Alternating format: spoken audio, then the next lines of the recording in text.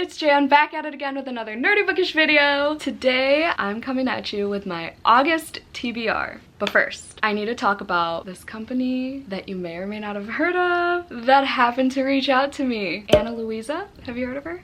So excited to be collabing with them. They have been on my radar for years now, and I've been eyeing so many of their pieces, and here we are. How did I get here? I don't know, but I am wearing all the pieces that they sent me. I'll have close-ups of them, so if you have been living under a rock and haven't heard of Ana Luisa, they are an online jewelry company and they make sustainably made jewelry pieces. Come on. So they do their part to reduce waste by creating limited run small batches of these jewelry pieces. We love to see it. Y'all know me and my metal straws and my attempt to not use plastic bags as much as possible. I love my reusable totes, my bamboo toothbrushes. What more could I ask for from a jewelry company? Like, all their pieces are so cute and dainty. There's something for everyone. They just started making silver pieces too. All of mine are gold though, but the first piece that they sent me is this necklace. It's the Noelle necklace, like Noelle as in Noel Gallagher. First of all, I think it's really cool that Ana Luisa reaches out and works with the booktube community. She's collabed with Ana Luisa and designed her own necklace. That was my top choice, and I was so happy when they sent it to me, y'all. Like, I screamed. I wish I got it on video, but I didn't. And it's just like a hand, because Noelle loves like hands and like hand movements and stuff, and then with the little gem on the fingertip. It is gorgeous. The perfect daintiness, simple. From far away you can't really tell that it's a hand, but then when you see it up close, it's like, bam, beauty. She is beauty, she is grace. And then they sent me 2 pairs of earrings, which I am wearing as my singles and my doubles. These triple gold hoops. I chose these ones because I like the appearance of my ears having all these earrings when it's actually just one. I think it looks so cool. I paired them with these snake earrings on my doubles. They're just the most gorgeous thing. They're so subtle. I just love all the pieces they sent me, everything on their website. I'm obsessed. All their pieces start at $39. They're running a summer sale right now at 20% off site-wide, and I do have a referral link which will be linked down below. It should be the first link, so please check them out. Get some pieces, get the same pieces that I have, and then we can be twinsies. For now, let's get on into my August TBR.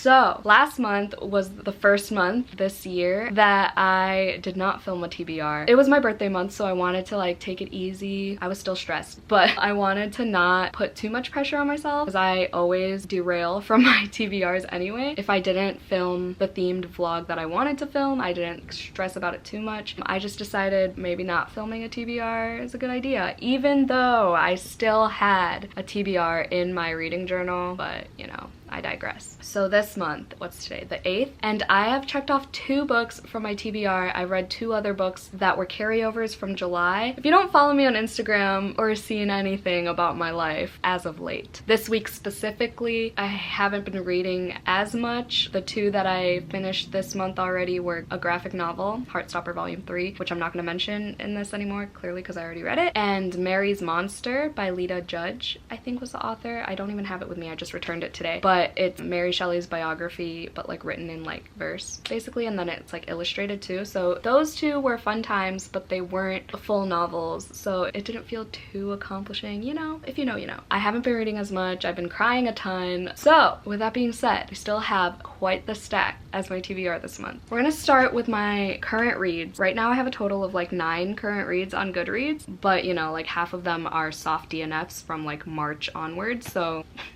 love that for me. But these are the ones that I'm currently reading and switching between just based on my mood. We're gonna start with ACOWAR again. I know I've had this on my TBR since literally April. I just can't, y'all. Like, it's so hard for me. I just pick it up when I'm in the mood for a fantasy that I'm like familiar with. I picked it up last weekend when I visited Hannah. Was it last weekend? No, it was freaking 2 days ago, I think. Oh my god, I'm losing my mind. No, it wasn't. It was last weekend. It was Monday, right? No. What? Oh my, am I dumb? When did I go see Hannah? literally 2 days ago. Okay, Jesus. Because she loves ACOTAR, so I decided to pick it up with her. And I'm literally on page 250. This is 699 pages. Pray for me. Next, I have the one, the only, Malibu Rising by Taylor Jenkins Reid. I told myself that I was gonna pick this up the day it came out on June 1st. But guess what? I didn't, because I have a valid reason, I promise. Jessie from Bow Ties and Books, my bestie, y'all know them, we already know this, said that they have an extra copy and they would annotate it for me, so I was just waiting until I visited them last weekend. For real this time, it was last weekend. Now I started it, I'm on page 22. They gave it 2 stars. So I'm scared. But we differ in reading tastes for a lot of books. We like nail it for some books. Like Tokyo Ever After, we both loved. Silent Patient, both loved. Malibu Rising, they gave 2 stars. And their annotations are, not gonna lie, distracting me and swaying my opinion like on every page. Gonna be honest, with or without the annotations, I honestly, because of Jessie too, I've been recognizing more and more when writing is cheesy, and this is definitely that. At least in the beginning. I've heard that it gets better. I'm sure it does. I'm sure I'd like it loads more than Jessie did, because Taylor Jenkins Reid is my favorite author, but the beginning is not as strong as all her other books that I've read by her, which are all of her other books. Besides her like one like ebook, the like novella or whatever, I haven't read that one, but like novel wise, read them all. So I'm nervous for this one. I hope I still love it. Sorry I'm not saying what these are about. The most popular ones I'm not even gonna elaborate on, like y'all know what I'm talking about. This one I just started last night at like literally midnight. It's for Gabby's Book Troop Book Club, The Taking of Jake Livingston. It's super short. I love this color too. It's like a nice muted blue. This is probably my favorite shade of blue. And I'm already 50 pages in and I'm actually really enjoying it. I didn't think I wouldn't, but I just didn't really know what to expect, how fast I was gonna read, how much I would enjoy it considering my circumstances. But yeah, I am really enjoying it. It's about this dude who can see ghosts. It's YA, it's a YA thriller horror. I think it's a horror, maybe it's a thriller, I don't know. And then there's a perspective from him and a perspective from, is that a spoiler? That's not a spoiler. And another perspective. And there's this like serial killer who killed people in the school but also killed himself. And then like, ghost is haunting Jake. It's interesting. I can't wait to watch Jessie's dedicated review of this book. I'm sure they'll enlighten me on all the social commentary that I might have missed. And that's crazy because it's such a short, it's literally 244 pages. And I'm stoked to finish this like tomorrow, she said, hopefully. Next is a carryover from last month as well. It was my buddy read with Jessie for last month, and that is Witches Steeped in Gold by Sienna Smart. When I visited Jessie, we did a 24-hour readathon, and I got to page 95 of this book. Yeah, I'm very confused, as I expected, which is why I waited to start it until I went over there, be next to them, so they could explain what I'm confused about, you know? Again, the writing is super cheesy in this, but I mean, I heard like the world building and everything is good, so let's hope. I have lower standards than Jessie, so I'll probably still like this more, despite my confusion, despite how thick it is. We'll see, we'll see. I know Joel from Fictional Fates really loved this. He was the person I heard about this book first from. Whoa, was that confusing? I don't know. And I got like this Owl Crate edition, and it is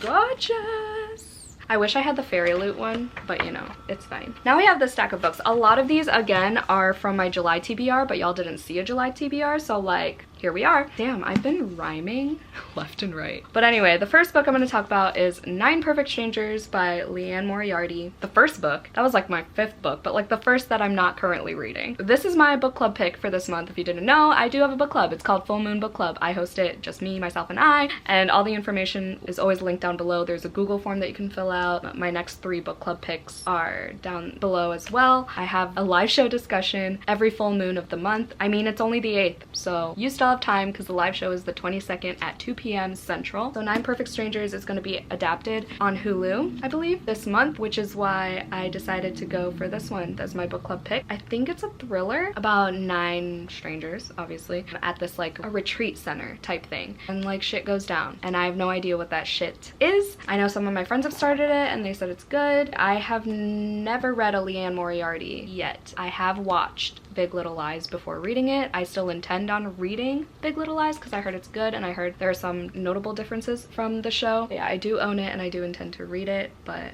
this will be my first Leanne Moriarty, and I'm excited. Hope you can join me for this book club pick this month. Chat with me and Sharni from Sharni and Books on August 22nd at 2 p.m. Central. These next 3 are for a vlog that I've been putting off for like 3 or 4 months now. This month might be that month. It just might. So I have 3 Riley Sager books for a Riley Sager themed vlog. I wanted to do this in July, specifically because Survive the Night came out last month. You've all heard of this. I'm not even gonna go into it. And then I also got The Last Time I Lied literally back in like, I think it was March that I got this. Maybe? I don't know. And I have yet to read it. This one's the one about like this girl in summer camp. Things happen, and then instead of never going back again, of course she goes back years later as a camp counselor, because why the hell not, you know? Shake things up a bit. She was bored, I guess. This isn't everyone's favorite, I heard. Some people like hate this one with a passion, so I'm excited to see where I stand. And then lastly, I have Final Girls by Riley Sager. Lastly, for this specific vlog. My friend Cami got this for me. She's my bestie. This is a mass market paperback, but honestly I feel like it'd make it go faster. I put it on my wish list as a mass market paperback, so that was my bad. But yeah, this one's more of a slasher, so I'm excited. I don't think I've ever read a slasher before. Maybe I have. Maybe I'm just thinking of watching Texas Chainsaw Massacre. Beats the fuck out of me. Next was also on my July TBR, but I didn't get to it, and I'm so excited for it. It's a new release, Down Comes the Night by Allison Saft. The little blurb on the front says, "Love makes monsters of us all." Blurb? Tagline? Whatever it's called. My friend Issa from Ray or Shine read this, and she said I'm gonna love this because it has all the gothic vibes. It's sapphic. The main character is bi, so I think I'm gonna pick this up for Sapphic-a-thon, which Jesse and I are hosting monthly now, by the way, we decided, and we'll have one guest host every month. This month, Sapphic-a-thon is August 21st to the 22nd, and our guest host is Meg from Books and Blazers on Instagram. So join us for some like live reading sprints that weekend. Get your TBR ready now. Just read a bunch of sapphic books, as many as you can in 24 hours. This will be mine because I'm sure I wouldn't finish any other ones. Maybe an audiobook. Who knows? I don't know if y'all noticed, but like I don't put audiobooks on my TBR because I never plan to listen to audiobooks. I just pick them up on a whim from Libby if I feel like it, and whatever's available, whatever I'm interested in, that's when I start listening to audiobooks. I never plan for them,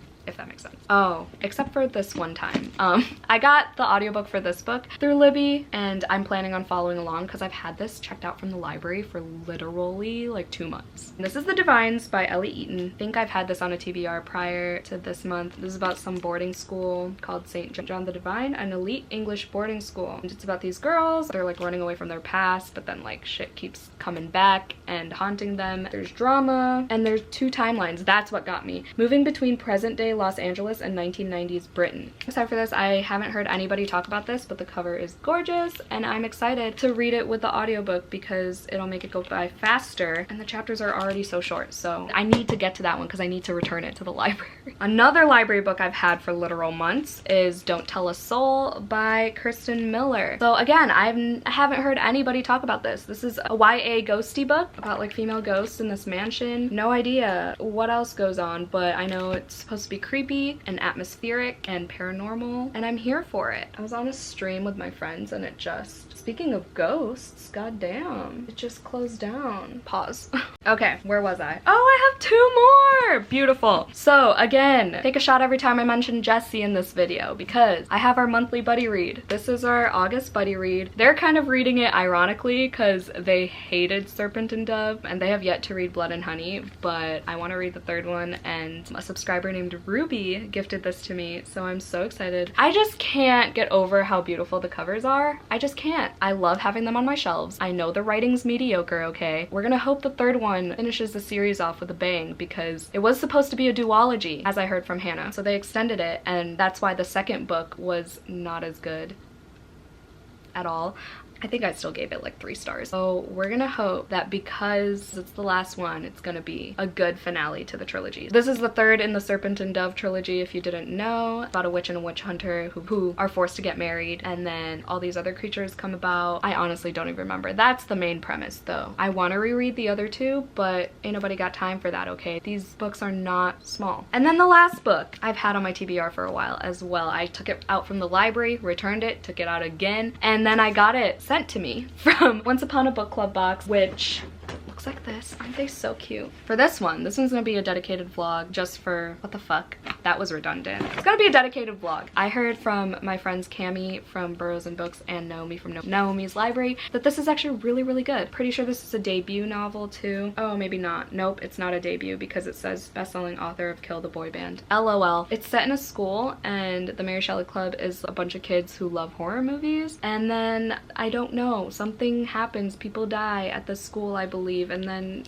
I don't know anything. I know Nahomy read it in 24 hours, which is crazy to me because she's not small again. And the spine, this is probably one of my favorite spines ever. Like, look at that. Cute. Okay, that is my August TBR. Let me know if you're excited for any of these books that I've mentioned, and I will let you know if I get through all of them. Literally rip. Thank you so much for watching. Please check out Ana Luisa if you haven't already. Once again, a link will be down below. Make it super easy peasy lemon squeezy for you guys to check them out. I love them. I know you'll love them. Their pieces start at $39 and they have a summer sale going on. So just click the link, will ya? That being said, thank you so much for watching. Leave a knife emoji down below if you made it to the end of this video. Hope y'all had a great day. Stay safe and stay positive always, and I'll see y'all in my next one. Bye!